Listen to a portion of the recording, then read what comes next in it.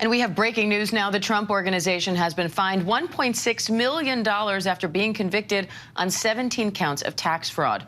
Former President Trump himself was not charged, but his namesake company got the maximum penalty allowed by law. Senior investigative reporter Aaron Katersky joins me live from the courthouse along with Attorney Jeffrey Robbins for more on this. Aaron, what's the latest?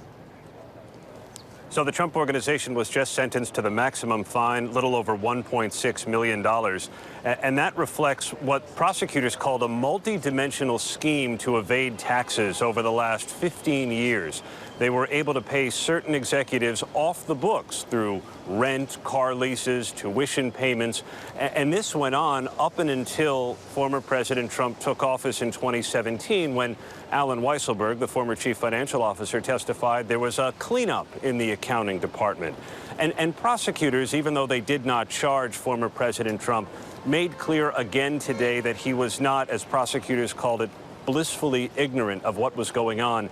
Elements of the scheme, prosecutors said, Trump himself seemed to sanction, and it was kind of a top-down scheme that evaded these taxes over 15 years. Prosecutors conceded that a $1.6 million fine for a company the size of the Trump Organization is a drop in the bucket. And Manhattan District Attorney Alvin Bragg said outside the courtroom that it wasn't enough, but they said it was something to perhaps deter the conduct of other companies thinking of compensating their executives in the same fashion. So, Jeff, what do you make of this sentence? Maybe not the figure itself, but the fact that it was the maximum allowed by law.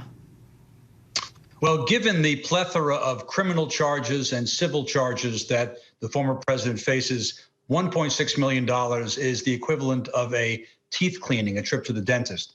On the other hand, 17 felonies over the course of a 13-year or so tax fraud scheme is not exactly a parking ticket. And this may have a significant impact financially on the company.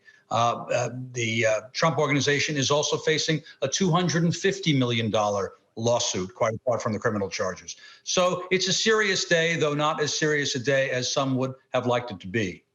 Now, Aaron, former President Trump was not charged, but prosecutors said that he sanctioned this fraud. So could he face any consequences? He doesn't yet, but we heard from Manhattan District Attorney Alvin Bragg a moment ago that this sentencing closes a chapter in the office's criminal investigation of Trump and his business practices. So it is still possible, in theory, that Trump could be criminally charged over the way he conducted his business affairs over the last couple of decades. Part of that involves the way he valued his assets. Part of it involves a hush payment to Stormy Daniels, if you'll recall that episode during the campaign. But for now, Trump himself has not been criminally charged and is only on the hook through his company for this $1.6 million fine. All right, Aaron Katersky at the courthouse in Manhattan. Jeffrey Robbins, thank you both. Hi, everyone. George Stephanopoulos here. Thanks for checking out the ABC News YouTube channel. If you'd like to get more videos, show highlights, and watch live event coverage, click on the right over here to subscribe to our channel. And don't forget to download the ABC News app for breaking news alerts. Thanks for watching.